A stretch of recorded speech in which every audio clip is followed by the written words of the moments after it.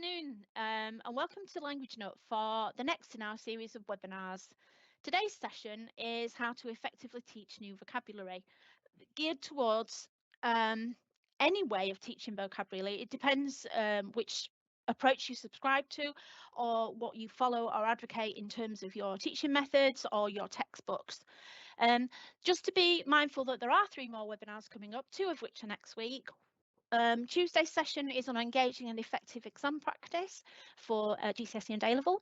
On Thursday's session, on the 17th, is preparing your language students for the upcoming changes to the curriculum. And the 1st of December is adapting your teaching to support all learners. Okay, so without further ado, we will move on. So my name's Elaine Gelder. I'm Director of Education with Language Note. I've worked with them now for just under 2 years. Some of you may know me if you've attended any of our webinars before, and you will have seen the sessions that we have done. And obviously, welcome to tonight's session, and hopefully you will pick something from it that you can use in your classroom tomorrow. As with all our webinars, we always want to thank the language community for sharing their ideas, whether at our sessions or anywhere on social media. And it's really good if you can, if you want to use tonight's session, if you're using it with your department, or you want to watch it again, or you want to recommend us on social media, of which we're always grateful for.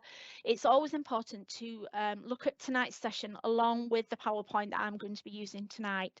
Please also be aware that all the ideas that are on this webinar are tried and tested by myself and colleagues who I've spoken to, or whose ideas I've picked up myself on social media, but they're only suggestions and they're not mandatory. Always be mindful of the policies of your own institution, because you don't want to leave yourself vulnerable if you are under an inspection or anything like that. So what we're going to cover tonight is, I always get asked after the session by at least one person, if not several, how does this link to the teacher standards? So we will quickly cover that tonight.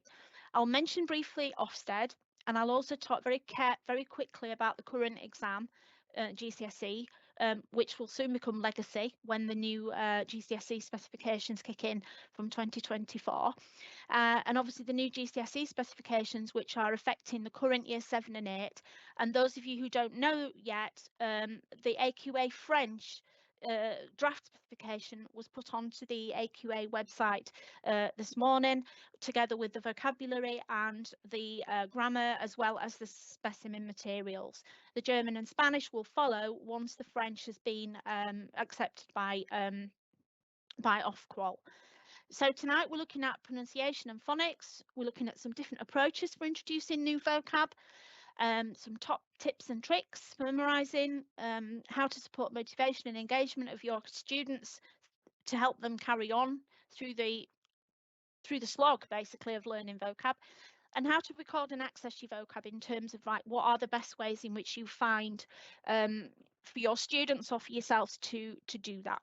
Okay, so if we have any ECTs tonight, or second year teachers, or anybody who needs to put together a portfolio for getting through the next level of their UPS or anything like that, I just want to quickly highlight this session tonight hits all the teacher standards.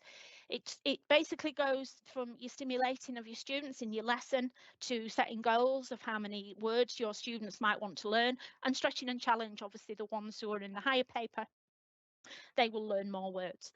Obviously, teachers standard 2 is looking at the good progress. That goes without saying, that vocabulary, the more that they learn, the better progress they will make.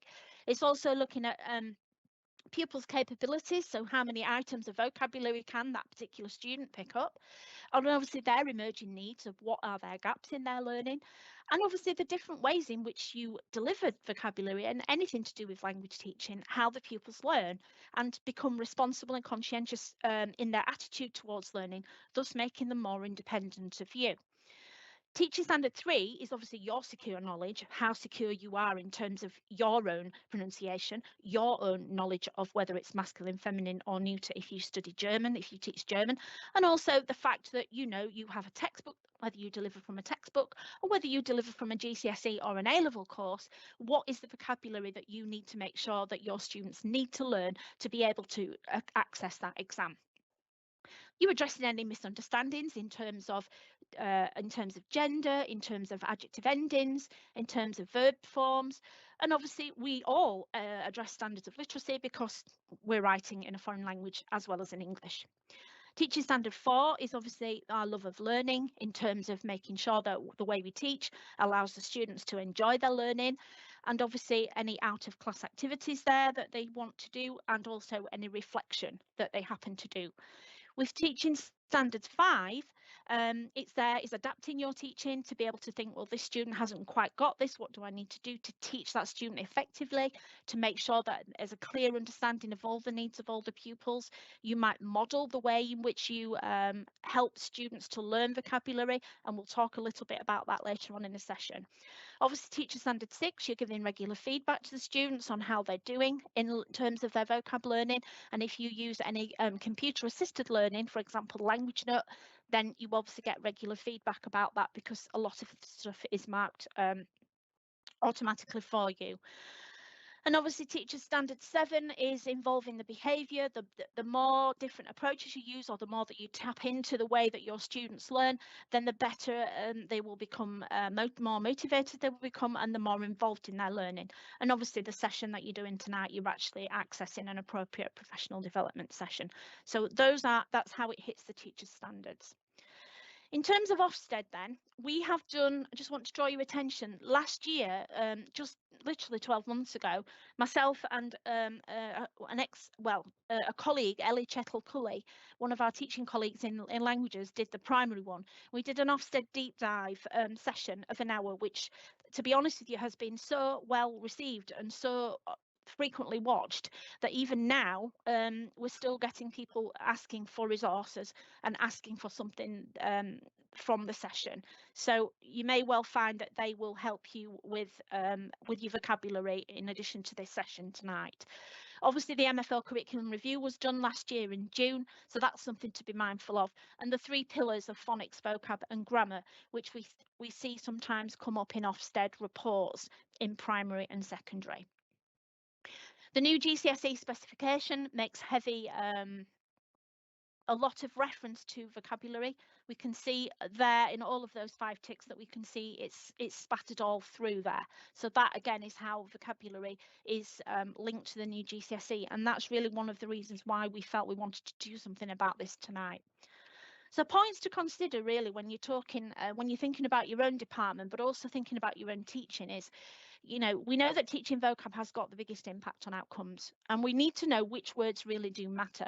Okay, and also what words do your pupils need for their level? If they're doing foundation in the new GCSE, it's 1200. If it's higher, it's 1700.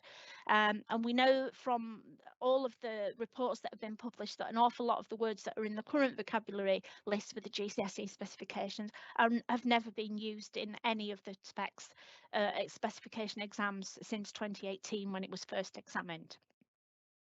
It's an interesting thing to think about for your scenario of how effective are your vocabulary teaching practices in your school and in your classroom, and how might you change those current practices to develop it more. But what barriers do you face teaching vocab, and what barriers have your students face in learning vocab, and how can you remove those? Those are all kind of things to think about. One of the things that we always used to do was to raise the importance of learning vocab right at the beginning of the year, and obviously to keep that with the students and with the parents.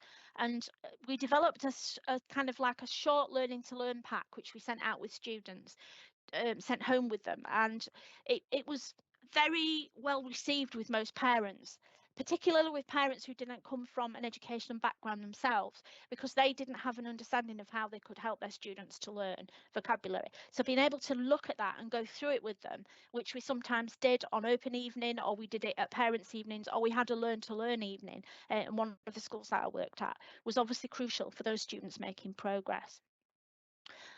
So pronunciation and phonics have been taught in our language classrooms since we began teaching languages years and years and years ago. It's just it hasn't been explicitly said, oh, you're actually teaching phonics and pronunciation. And so getting phonics right is really the first step to getting your students on the right path. Now, a lot of students will associate the sounds and the spellings, and it helps them to recall the vocabulary. But I've taught an awful lot of inner city students, and some of them couldn't read hardly any words. So being able to look at the word and see it was no good to them. They had to listen to it first. And so it was a difficult line to tread with those kind of students. And so you need to be mindful of that when you're teaching your students. Point out the sounds as they learn them, helping them to avoid any learning of any bad habits, which means you're having to work doubly hard again when they come across that word, like pass a cool. We hear that all the time. So it's working just that little bit extra hard with them at the beginning to try and get them to understand that the sounds need to come first, really, before they learn the word. Highlight previously learnt phonics when you're teaching new vocab, or try and get the kids to say them to you. Where have you met this sound before? That's another thing you can do. Have a column in your vocab book or your knowledge organiser for your pupils to write the phonetic transcription. And here you'll see an example of how a German student has learned Ich wohne, I live, ich wohne. And sometimes you will find that when pupils are learning sentences or they're helping prepare for their speaking test, a lot of them will try and do it this way because for them it makes more sense. And particularly for the weaker students amongst the linguists that I've gone through my hands, have found this works for them to help them be able to say the word. I always do lots of choral repetition, and I know you always do.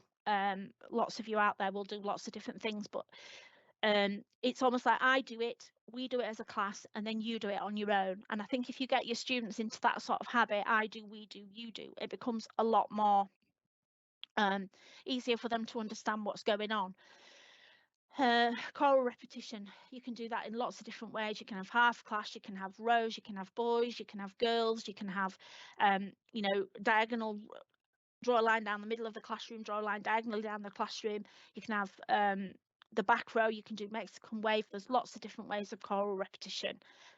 Linking sounds to gestures, there's lots of different packages out there, which you, without mentioning any of them, I'm sure you're all aware of the different ones, and if you didn't know any of them and you wanted some help with that, I'm sure we can support you around that with in the Q&A. But you can make different sounds and words and have the gestures to go with them. And then a phonics dictation, again, is just dictating words for the students to be able to write them down, because obviously in the new GCSE they're going to have to do a dictation. My colleague Zoe did a session in June, which again I've put on here just particularly for teaching phonics. So I won't go into loads more detail with that, because if you obviously wanted to see that, you could look at that session on our website. Independence when learning new vocab does improve once you have taught them how to say things, okay? And one of the things that I used to do when I was teaching even secondary, when I had my own classroom, was I had a phonics freeze around like you would have in a nursery. So I would have that around the classroom. Even the students would get them to take a sound and they would make a word and they would understand how it was, and it was quite good. I was talking to my niece the other day, and what we've done is we've made some, because she's in year 7 at school, we've made some phonics cards and we've put a QR code on them so she can just help herself with that. So she looks at them and she points at the QR code with her phone and she can listen to the sound, and that's working really well for her. The phonics driving test is something which I did years ago. I started teaching in 1988, and that was my first year in the main and as an NQT, and we had loads of old dictionaries and we just ripped out the pages. You don't have to do that with dictionaries, they were just so battered that they were fit for nothing but the bin. So I retrieved them all, filled out the pages, laminated them, and we used them for dictionary driving tests and for phonics driving tests. Here I've just shown you some shots out of just a normal dictionary, and just get the kids to you point to a word and they say it, and we use this right from year 7 right through to year 11, and they would get stamps on like a little road pathway that went, and they would get house points or whatever is linking to your school reward system, and they would love it. And because it's an ongoing thing, it's a refresher thing, they understand that it's important to keep going at it. And then at certain sort of sections on the road, there'd be a bigger prize, like maybe jump the lunchtime queue, or have lunch with the head or the head of year or something like that, and that always went down really well. Flipped learning is something that we've heard for a long time, and I've just put in the corner of this slide our phonics that we have that we started last year, and is still on our website. You can use at any time for French, German, and Spanish. And again, it's there for you to use in terms of games. Here are some of our games where you feed the penguin, you listen to the sound, and you drop the penguin the fish or whatever comes up. It's a crab. The one on the top right is where you hear the word and you pick the piece of fruit up and you throw it at the watermelon. You catapult it. The bottom one is more about finding the wolf, the one that's wrong, or the one that's correct even, and dropping it into the pen. And then the bottom right is the whack-a-mole, where we whack the avocado when you hear the sound. These have proven to be really popular in terms of a lot of the students learning them. Okay, so let's move on to the different approaches for introducing new vocab. Please feel free to just pop anything in the comments or in the Q&A so that I can pick it up at the end if anything drops into your head while we're talking through these. A lot of people think self-discovery is good for new vocab. Yes, it is. I've always found in my teaching that unless you've got some super keen kids, they will be very difficult to gear down that self-discovery of, well, can you find out what that word is? So it's always been one of the things I've done is doing lots of teaching of vocab and making sure that they actually understand it rather than discovering it for themselves. But you will always get students who want to have a go at that. So giving them a target language and an English matchup, or you may have a sheet, a big A4 sheet, a big A5 sheet, A3 sheet, what am I talking about? A3 sheet, what I used to have with 3 columns. I know you, so those are the words that they're new. I've seen you somewhere before, might be something that is the middle column, they might know it, they might not know it, and I haven't got a clue. And what I tended to do was have a bit like Caramba, where you play lollipop sticks and you can pull them out with the vocab on. This was where I had all the vocab from the specification was cut up, laminated in reasonably sized things, and I would just have them in envelopes, all sort of mixed up. And if we had a spare 10 minutes in the lesson, or we had kids who'd finished early, or even at primary school, if you want to keep the language going through the week when you've got a wet playtime or whatever, you can give them an envelope with some vocabulary in, and they can use it and work it out put it onto the sheet and try and work out what the words are. Obviously, a lot of people feel that teaching vocabulary in a more contextual setting is better, basically, and more suitable, and that's absolutely fine. The way I used to do it was, you can use parallel reading texts, where you've all come across those, and I'm sure you know what they are. One of the things I used to do, which was really popular actually, was if you were doing a text in class and we came across a word we didn't know, I would have got some paper around the classroom, and everybody knew when I would call out a word, it was their turn to write the word, and they would write the word on this piece of paper and they would keep it to the end of the lesson. They would then bring it to me at the end of the lesson, and I would put it on a pile in a box in the front of my room. And then the next lesson we would pull out the vocabulary and we'd go over it again. And in the end I would have quite a big pile of vocab. Some of it I just used to roll over to the next year, and every lesson I would pull out 5 or 6 and say, right, what's this mean? What's this? What's this? And you find then you're just rolling through the vocab. Once I'd finished that, would go to the bottom of the pile and start again. And it was quite fun to see how, if some of the pupils had finished work, they'd come and get some of the words out of the box and they'd start going, what's this? What's this? Put them to the bottom of the pile. And once you get them into that sort of habit, they kind of see what the actual, the relevance of doing that kind of thing. Individual words or chunks of words, again, we're all familiar with that. You might prefer to do that. We've got the multisensory introduction, so the way that you teach it through all the different skills or modalities, as they are now called, and engaging all of the senses does increase the chance of students making a strong link with something and memorizing it. When I do things like fruit, I actually take a bag of fruit in and I do all the different kind of things. I remember one lesson I taught inner city, inner city Leeds, and some of the students had never seen these kind of fruits, and it was a real eye-opener for them. And then, or maybe we do, if we're doing different flavors or things like that, I might do teas, or I might do different chocolates or anything like that, just to give them that multisensory thing. Or this, if you can think of smells or senses or sounds, like with animals and things like that. There's so much you can think of out there that I'm sure most of you are doing. It's just a case of sometimes in the busy context of the day we do forget things, so having these sessions like this, I was thinking, oh yeah, I've not done that for a while, I'll try that. And then obviously flipped learning.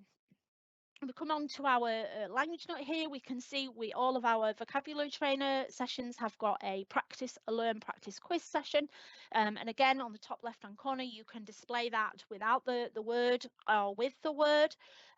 You can use all of the different skills there, so speaking, listening, reading and writing, and we have various activities along those across those 4 skills. Seeing before needing, again, is sometimes great. You can set your students a quiz or a vocab trainer session before the lesson, and they can practice the vocab on any device. And then we have voice recognition software which gives feedbacks to pupils on their pronunciation. And then obviously you can then, one great thing about language note is that in the bottom left you can see that if a child gets something wrong, it will give them the words and tell them what they got right and tell them what they didn't get right, and they can have another go, as you can see at the bottom right. But in the top left you can custom content your vocabulary, so if you've got your own vocab you can drop it in there, and if you only want them to learn 10 or want them to learn 12 but you've put 30 words in there, you can tell them which words you want to learn and it will just make them learn those 10 or 12 words. It won't give them all the 30. In the same way, if you've got a class of 30, you can have 10 doing some words, 10 doing another, and 10 doing another, and you can set them that as an assignment, and that way it will be very much tailored to the needs of your students. And then on the top right, you can see there how much vocabulary has been learned across all of the activities, together with all the other kind of tasks and activities that we have and exercises on our site. Okay, so top tips for memorising. And again, a lot of these you may well know. We had a session way back in May with a colleague of mine, Kirsty Dixon, who is an AST for languages, and she did a very good session for us. And again, you can see it on our website. We'll give you lots of ideas there, which I haven't included tonight. But again, you can use mnemonics and links. For example, those of you that teach French, you've got hérisson, which you can have an image of a hairy son who looks like a hedgehog. You've got 14, you've got a cat with oars with a number 14 on its back. Again, you've got all the drilling and the choral repetition, high, low, soft. You can do all sorts of different ways with that. A recall, a bell activity, do it now, starter, whatever you use in your school. You can use vocabulary from any particular lesson just to start it off. Interleaving your vocabulary throughout your lessons, making sure that you are revisiting it as often as you can. Flashcards were really big when I started teaching back in the 80s, and then they had a bit of a dive and they went out of fashion. They've come back again. I think flashcards they've just got lots and lots of different uses. You can use them for all different things, and you can have the word on one side, a picture on the other, or you can have the word on one side, the target language on the other, whichever. And there's lots of different ways in which you can use them. The vocab crunch I'm going to come on to in a second. I always found that teaching 9 words was the maximum I could deal with when I was teaching students who struggled with learning a language. But talking to people in the last sort of 2 to 3 months, they reckon in one lesson you can probably pick about 20 words receptively and maybe 10 words productively in a lesson, depending on how long your lesson is. But it's really about managing that cognitive load. And if you are on Language Note, and please contact us for a demo and a free trial, which you have no obligation to do after tonight's session, but it's there if you want it, just to see how it might support your students. The vocab crunch is this one that I'm mentioning here, and again, those of you that have seen our webinars may have come across this before, and I'll show you in a while how I use that. But it's basically 2 lots of words on one sheet. Some students like to cut it up and make pairs. Some like to just fold it like I've done there and just have the French or the German or whatever language you're using and be tested by their parents. Some do it where they just cover it up and they just look cover right check as they go. There's lots of different ways to use that. And on our website, we have all the vocabulary for the current specification, which you can do that with. And if you want a copy of these vocab crunches, I'm more than happy to send that out because they're already done. And one of my things is to share as many resources as possible with the language community. And you can have anything I've got on here tonight that you feel might be useful to you. And obviously the new GCSE content will be coming up on our website very soon. In fact, I think the French has been launched today, so we already have most of that in the system, so that will then become available. So another thing that I've done is I call them martini verbs. It's showing my age here, but the drink martini used to have an advert that used to say anytime, any place, anywhere. That's martini. I won't sing it to you tonight because my voice is a bit gruff tonight. But I use basically the verbs which can be used with any topic, theme or scenario. So I stick very much to the vocabulary that I know, regardless of what can come up, they can use. And I make sure they can use it in the time frames that they need. So it's generally the high frequency verbs that we'll use, like to wear, to live, to buy, to eat.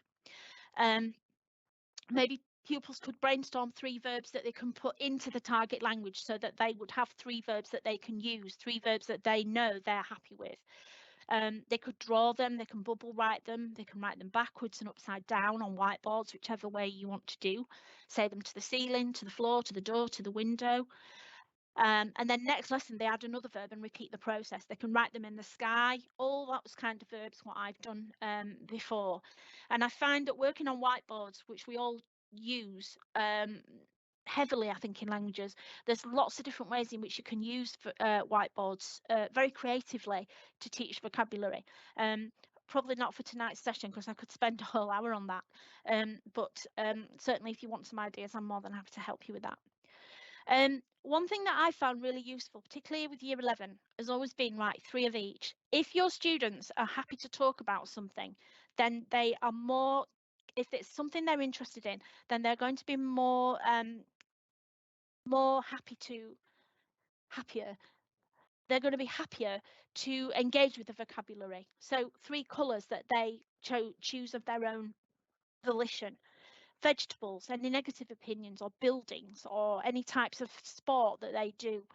And because then if they feel that they've got ownership over that, they're more than likely to remember it than you would if you're just telling them to learn this. I've worked for AQA as an examiner for many years, and you hear year in, year out, you hear all sorts of different things coming through. And it's so refreshing when you get students who are giving they're giving a piece of language which is not parrot fashion learned. I know that's difficult for some students, but I've found even the more difficult and truculent students, if they have had more ownership on what they want to say rather than sticking to a script, you find that they were more willing to engage with doing that exam for the speaking, which is the most daunting part of the exam for a lot of the students. So again, we've talked about different ways in which you can teach vocabulary rather than just chorally repeat it and see it as a picture on there. You could have the teacher or the pupil calling out a familiar or even an unfamiliar word if they're happy to read a list. If they know the phonics, they should be able to read any word on a list, and the pupils can skywrite it, they can trace it on their sleeve, on their desk, on their partner's back, if that's something that you can do comfortably. I know you might think, gosh, I'd never try that with my kids, they'd probably end up having a scrap. Well, if that's the case, then fine. If not, then try it. Can their partner guess what word or the phrases that they're writing on their back or that they're writing on the desk with their finger? They can mime the word with no sound, and they can act out the phrase or the word. When I first started teaching in a very tough school, I found that the students really did not want to engage with choral repetition. So what I did was I said to them, right, well, if you're not happy to speak it, then act it, do it. Let's do the miming and let's do the word. And then gradually you kind of see that they'll start to mouth the word, and then eventually the noise is coming out of the mouth. It might take a few weeks, but eventually they will join in. And you will almost get the one in the back corner who just, might be doing it like as if he's knitting or she's knitting, doing it sort of like that, and it's with their fingers in terms of acting out the actual mime. But sometimes the action rather, that they will sort of eventually come round. However, you will always get the ones who won't, and they're always the odd one, who's the tricky one. So you just have to keep persevering. Then we've got colour coding it, which is something that I think we probably all do. You colour code your parts of language, your adverbs, your verbs, or maybe your genders. Blocking together your nouns, so all your masculine nouns, then your feminine nouns, then your neuter nouns, because it's much easier then for the kids to sort of remember what's there. Keep consistent, I found, has been really important. If we're teaching the definite article or the indefinite article, I've tried to keep that consistent through my vocab teaching so that the students don't get mixed up, and then maybe teach the other, if I do it with the definite article, teach the indefinite article a little bit later on. Running vocab is like the running dictation, where you've got list of vocab around the room or even just at the front, and you could have, I was used to put my one or two students who were the naughty ones, who would hold the card at the front because they'd have to stand still. They'd love being in charge, but I knew where they were at the front or at the back. I could keep my eye on them. And everybody, then you put them into pairs or in threes, and they have to go as safely as possible. Give them 30 seconds, they get the words, they're not allowed to take any notes, just got to be in the head, and they run back and they write the words on the actual sheet in front of them. And then obviously the pair or the trio with that do it the quickest or get the most accurate, then they win. And then obviously your card games, you've got pairs, you've got snap, you've got quickest one turnover. When I do little card games, I tend to put the pictures or the target language in one colour and the English in the other, so that then it's easy then to do whatever card game you want to do. You could then just work on the target language, or just work on the English, or work on the pictures very straightforwardly. And here you've just got a homework menu of things which you might allow your students to pick from when you're setting words. I was used to have in my classroom, I used to have a timer for every pair and also a mirror, and they would look at the mirror and they would speak the word to the mirror, because then they can see what sound their mouth is making when they're doing a certain word, and the timer is there for who can say it the quickest, and they would just then build up try and get quicker and quicker each week. This is again as a Connect 4. A lot of us have played this, but this is a game which helps you with colour, in different colours, with working on vocabulary. And then motivation and engagement. So as I said before, if you can empower your pupils to take an active role in their progress improvement and monitor what vocab they're learning, they are more keen and more likely to engage with the learning. Here on the right hand side you can see my vocab crunch, and again it's as it is. There is 2 lots of words there. Then you can use it half folded, or you can use it as a 4. What I've tended to do is get them to time how fast they are. So I might use one set of vocab in week 1, and then I might not use it again till week 5 or week 4. And I say, right, let's go back to that week 1, and it'll be very carefully mapped out as to what I've done. So, but each of the vocab lists will have a week 1, week 2, week 3, and they will then make a note in the margin of their book. In week 1 I did it in 70 seconds, in week 2 I did it in 868, and see if they can get faster and faster. And they quite enjoy that, to see how quicker they can get, competing against their own time and also competing against others in the class. What works for them is really important, and I think when you're learning vocab and teaching it, and also eventually getting the students to learn it for themselves, it's all about modelling. It's all about modelling that activity, what you want them to do, what kind of activities that are available to them, like the vocab crunch, like the 3 of each, as I said earlier, like some of the other activities that we're going to look at in a couple of minutes. Obviously, reflective learning log might be something that you want to have. It was something that was one of the schools demanded that I worked in, where we had to have a log of how the students were learning, what kind of activities they were doing, what kind of things they were doing to help them with their revision. And I would have pause points in the lesson to model an activity.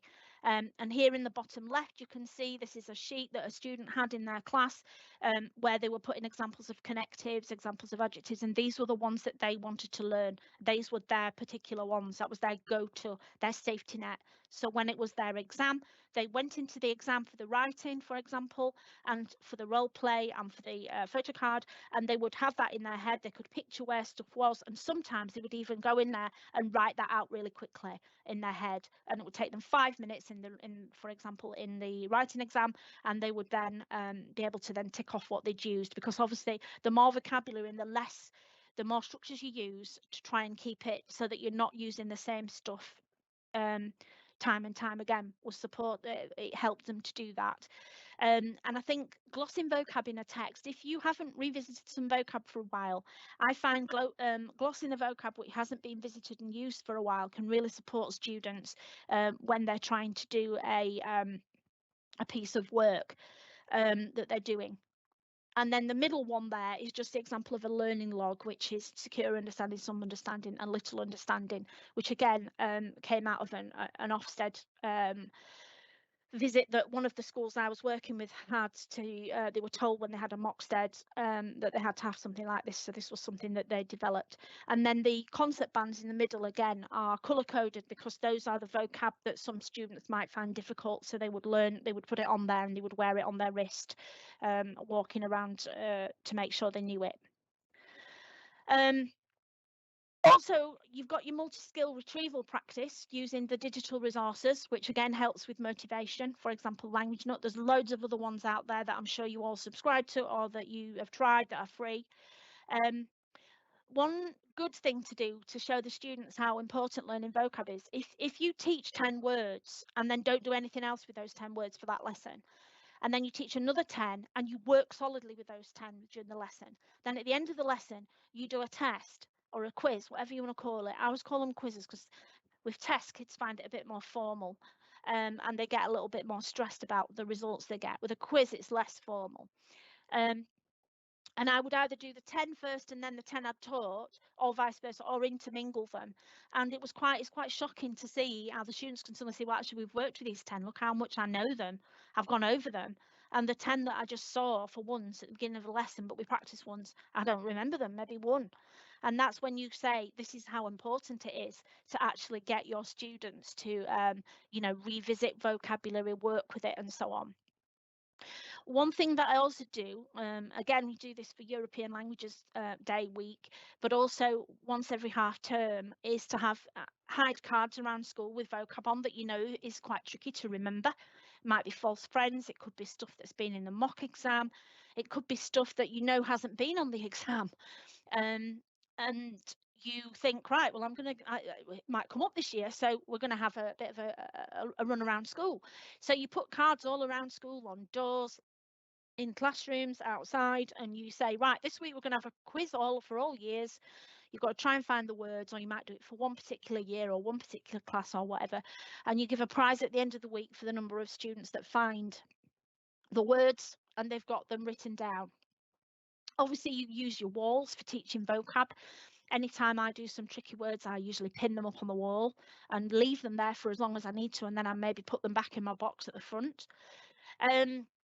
You might have SLT, senior leadership team, your management team, or heads of year who man the gate in the morning, or are out there at breaks and at lunch times, playtimes if you're doing primary, and basically, they've been given a list of 4 words that have been a bit of a pain for the class to know, and they're just going to test them on them. Do you know these words? Right, great, you get some house points.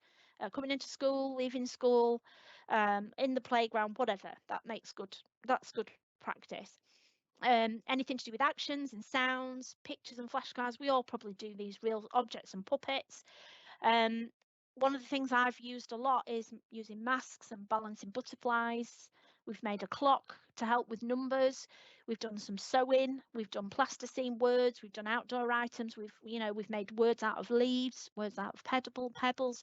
There's so much you can do, so many creative opportunities you can do to find ways of teaching vocabulary.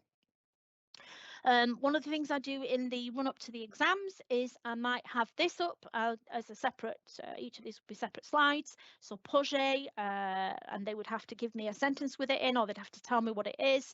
Matière, they'd have to come up with a question or something like that. It's just giving them sort of key vocabulary that is going to be likely to be in part of the exam. And again, I might give them the verb, il y avait, and they have to tell me what tense it is, whether it's, and then they say to them, right, I want you to tell me the next tense or whatever, just simple stuff just before the exam. And I know we have a session running next Tuesday, which Fiona and Emma are running, so I'm sure they'll have lots more ideas in that to give you as well. So again, these are my balancing clowns and butterflies, just fun ways to learn vocabulary. You know, they would do these. We have a template, which again, I can send you out. A bit of science in there about balancing, put words on the back, just a bit of fun. Old T-shirts or old shirts that the students have got, which they can build up. If I had a class of boys that absolutely hated writing, so we wrote on T-shirts because that's the best way that they found it quite fun to do that. Making masks, very simple, with a paper plate. Have your words on the back if they're doing a role play or some sort of speaking. This was one of my candidates who was a selective mute, and she drew a beautiful picture and could absolutely label all the words on it, but she struggled to write, to speak. This was an idea. This was nothing I've done. This was an idea I found on Twitter about obviously making some models for primary or even year 7 and 8. And this again was something that I did in the run up to the exam. I just got a big sheet of wallpaper, a student laid on it, they drew around it, and then they did lots of different words or verbs depending upon the part of the body or what's engaged, anything to do with that. And again, the wristbands that I talked about earlier. This again was something that I think I did this as part of a teaching and learning session actually, but I came across it and I thought when the teacher had done it, I thought, this looks interesting, I might try it with languages. So I did that over a project for a term with a class of students who did not want to learn languages at all at the beginning, and at the end of it were great. They just loved learning because they were doing something a little bit different, making things as well. Again, you could have, with this I've used it for quiz trade. So the people who wear the glasses might be the English people wearing the words in English, and you have to give them the target language, and the people wearing the hats, the scarves, whatever, here was a garland, would have to give the target language, and the others would have to give the French and then or the Spanish, and they would swap over halfway through. Again, writing words on stones is good fun. Words on balloons is great if you've got a class that you can trust. But this was a great class that we had in Spanish. And then we have the vocab Oscar for the people who who's done the best in the quiz or in the test over the week or the term, half term or 2 weeks. So basically, one of the things that I do is to try and get the low stakes assessment connected to the prior learning. So at the end of a lesson, I'll always make time for the students to make something that we can use. So they might make a bingo card that they can use vocab from the lesson for the next lesson. They might make some noughts and crosses one that they've got to play with a partner.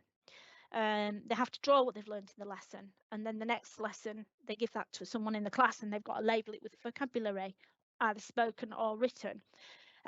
Preparing a mind map possibly for the vocab that they've learned, and they then add to that over the course of a number of weeks, or they write a short paragraph for someone to translate. That's obviously taking it a little bit more in more depth than just sheer vocabulary. I'm just checking the time. Yeah, we've got plenty of time yet. So I would always look at the minimum critical, minimum vocab for their level. if it's Spanish, not higher.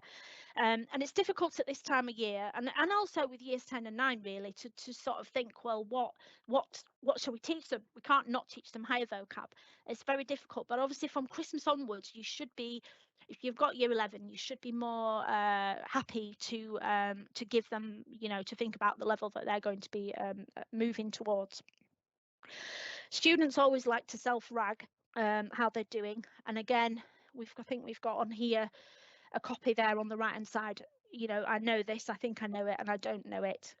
They like to do that themselves, and that helps with them, students who like using highlighters and things. And then again, here we've just got the previous personal learning checklist, which is the one that I showed you earlier. And again, getting them into this habit of emptying their mind at the beginning of the assessment. Some of you may well do walking, talking mocks, which was something that I've done a few with over the years. And you say to them, right, the first 5 minutes, I don't want you to write anything. I just want you to write as much as you can in words, vocabulary, whatever, on this sheet of paper. And I don't want you to even open the exam paper, or at least open it and look at the topic, or if they know the topic, they can do it that way. And then maybe 5 of each, so 5 words that they can think of with this bullet point, 5 of this, or 10 of each, depending upon your students' capabilities, and obviously to not repeat themselves. And then obviously with Language Note, something that I did when I first started using Language Note, which is over 3 years ago now, as a teacher, a senior director for a trust, was we would have the revisiting vocabulary regularly. So we would have week 1, and the students would know what was on week 1, and then I would say, right, week 1 I want you to learn that vocab, week 2, week 3, week 4, and then maybe week 5 I'd say, right, I want you to go back and look at week 1, or I might even set a week 1A, and the students wouldn't have a clue what was in there. It might be an amalgamation of weeks 1, 2, 3, and it could be some extra ones in that they've never seen before. And that's the beauty of using Language Note, really. And you can use Language Note to find the gaps in any learning. As I showed you before, you can see the different sort of words that they've not been able to get, or that they're regularly getting wrong, and that can help you set homework going forward, which is quite bespoke. And obviously they can practice it as many times as they want before taking the quiz. And here you'll see a screenshot of the actual what it looks like when they get stuff wrong. And then obviously the learn practice quiz, and we have it for also our grammar we have for beginner, advanced and A-level now.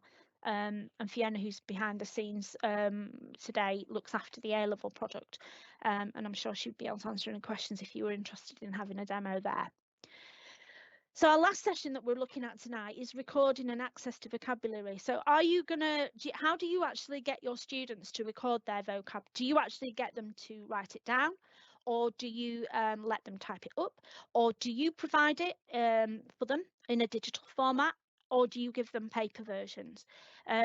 Do the students write it down in their own vocab books, or do you give them pre-made knowledge organisers, or any sort of when we used to do the coursework element, it was the sort of learning mats and things like that? Do they have a copy of the relevant GCSE booklet in whatever format you've chosen to give it them, or do they maybe just stick to the textbook? Do they just have a copy of the textbook or copy of the vocab that you've either photocopied, or they might have access to it on a digital platform? Do they have their own bespoke vocab list that because you do your own scheme of work, or do you let them have a phonetic transcription, and have you ever considered doing that? Here we've got some examples, and again, here we have a knowledge organiser where you've got words and pictures, which some students find great and they quite like that.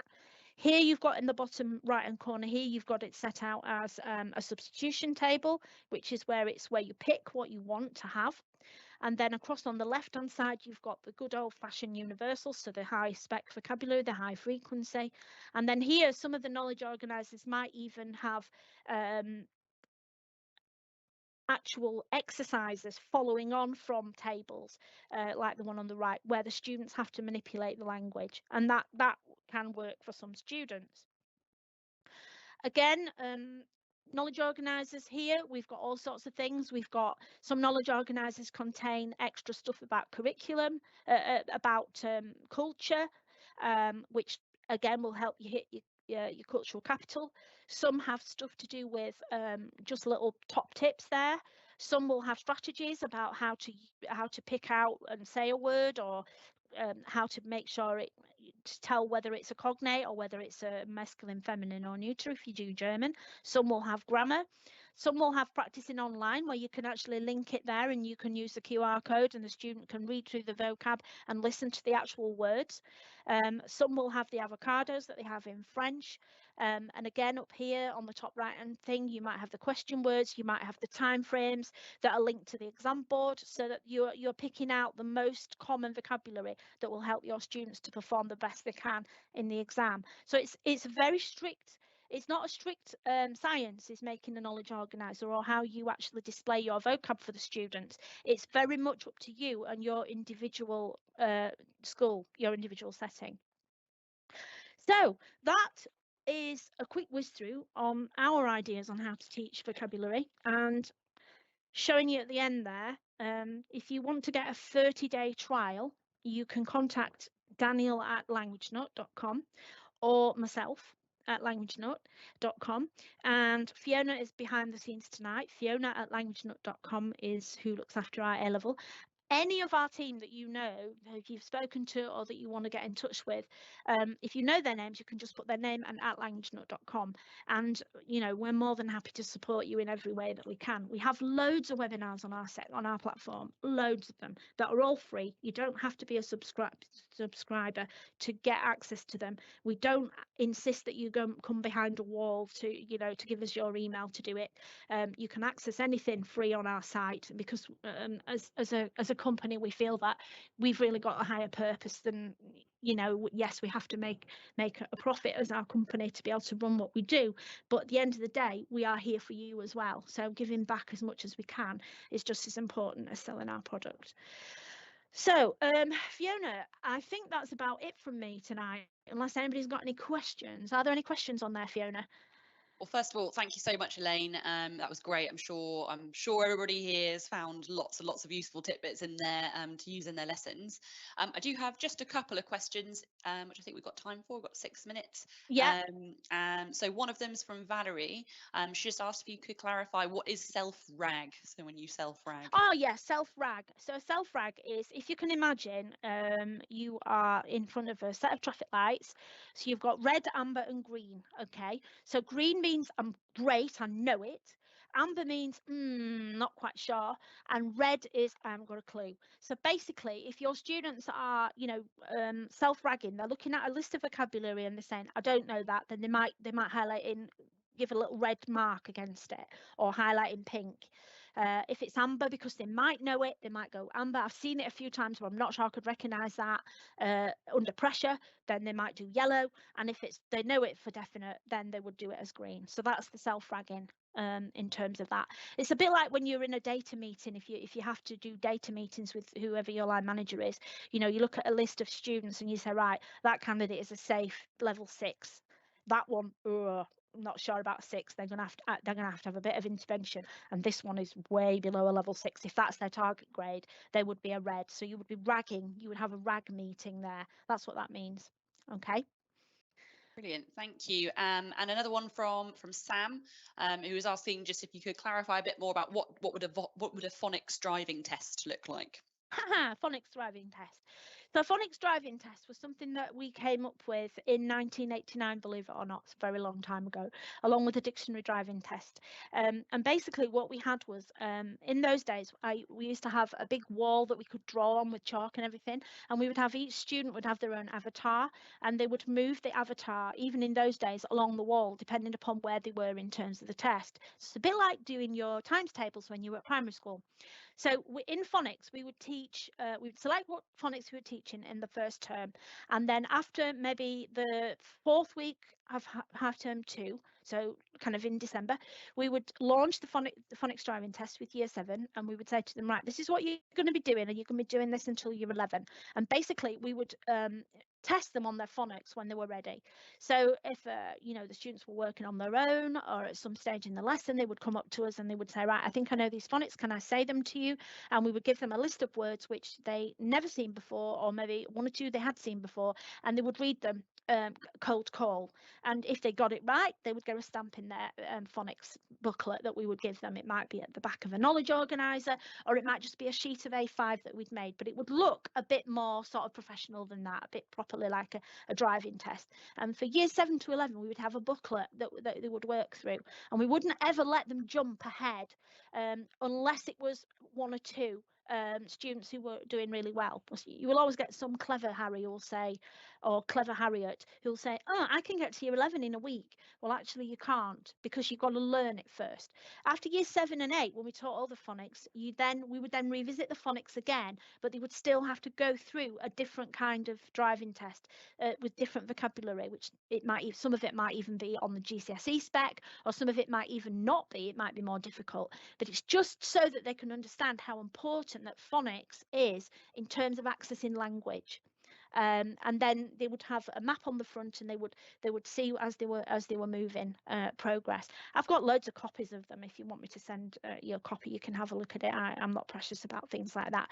And we would do it in the same way with the dictionary driving test, where when I talked at the beginning, I had a lot of old dictionaries that were going to be chucked. So I ripped all the pages out, laminated them, and I would give the students a page and I'd say, right, I want you to annotate that page. So they would have to write me some stuff on the actual laminated sheet, because we'd laminate it as on an A4 sheet, and the dictionary page would be in the middle, and they would write notes around it with a pen, which could wipe off. And then I would look at it and I'd say, yeah, you know how to use the dictionary. You can tell me what the gender is. You can tell me which are the verbs. You can tell me how to tell me whether it's a noun, an adjective, an adverb, or anything like that. And it's just a way of encouraging students to become more independent, but to access, phonics and dictionaries and how to use a dictionary. Not so much for dictionaries now, because you can use your phone, or, you can access stuff like that. But there's still a place for it with some students, because they still do like to have that tactile dictionary. I've seen students walking out of the library with a huge dictionary. Look at this, all these words in this Spanish dictionary. How do you use this? And I think if you've got the time to do that, and time is something that we don't have, but if you've got the time and you feel you want to have a go at it, it's a good fun thing to do, maybe in language club or whatever, something like that. Thank you so much, Elaine. I think we've got time for one more really, really quick one, which, Elaine, I can save you and I can answer it as well. Yeah. We've got one from Charlotte saying, I of course understand that Language Note is targeted at British students who are learning a second language on top of their native English, but do you also have resources for students who are learning English as their second language? So the answer to that is yes. We have a English as a second language product that, again, if you would be keen to have a look at and keen to trial, feel free to email daniel@languagenut.com. You can see on the screen, and we can get you set up. So yeah, we have a whole suite of EAL resources for students, lots and lots of sort of learning languages as well for them to support that. So do get in touch with Daniel if you want to know anything more about that. And I think that's about all we have time for. We were sort of scheduled for an hour, and we appear to have hit an hour. So as Elaine said, obviously, if you want to access any of her resources, you can email her on the email that's on the screen. Elaine, anything to sort of sign off from you? No, other than to say thank you for attending tonight. I know how busy it is at this particular time of year. Remember it well from when I was working full time in the classroom, which I still miss very much working full time, but I love working for Language Note, and doing a little bit of teaching as well. It keeps my hand in and keeps me fresh. So have a good evening. Thank you, everybody. Do keep an eye out for future webinars. We'd love to see you again. Thank you very much, and have a lovely evening.